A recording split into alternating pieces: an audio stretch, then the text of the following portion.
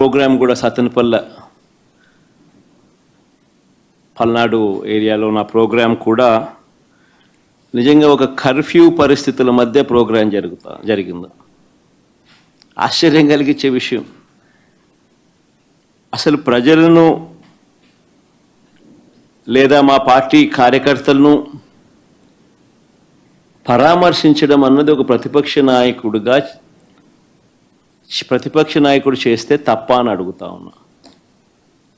చంద్రబాబు నాయుడు గారిని సూటిగా ఈ ప్రశ్న అడుగుతా ఉన్నా.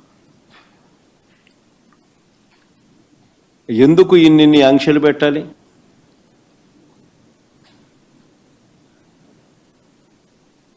ఎందుకు పోలీసులు ఎక్కడ పడితే అక్కడ పెట్టి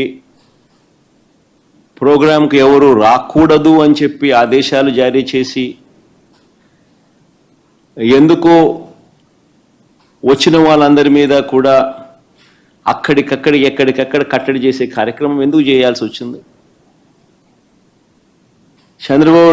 చంద్రబాబు గారు నోట్లో నుంచి ఇటువంటి మాటలు వచ్చినాయి కాబట్టే ఎన్ని అడ్డంకులు క్రియేట్ చేసినా ప్రజల్లోనూ కార్యకర్తల్లోనూ ఒక విప్లవం వచ్చింది. నిన్న ప్రోగ్రాం ఎలా జరిగింది అన్నదానికి నేను చెప్పాల్సిన పనిలా, బహుశా నాకన్నా కూడా మీ అందరికీ కూడా ఎక్కువ అవగాహన ఉంటుంది.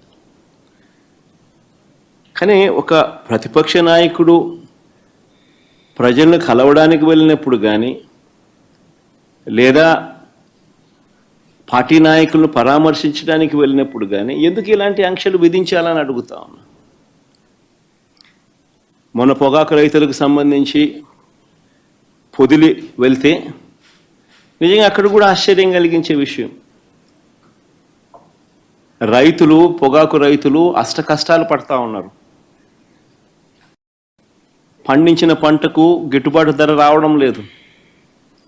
అలామధ్యంలో 2 ఆత్మహత్యలు జరిగాయి పరుచూరు, కొండేపిలో. ఇలాంటి పరిస్థితుల మధ్య అక్కడ జరుగుతూ ఉన్న పరిస్థితుల మధ్య రైతులకు సంఘీభావంగా ప్రతిపక్ష నాయకుడు అక్కడికి వెళ్తే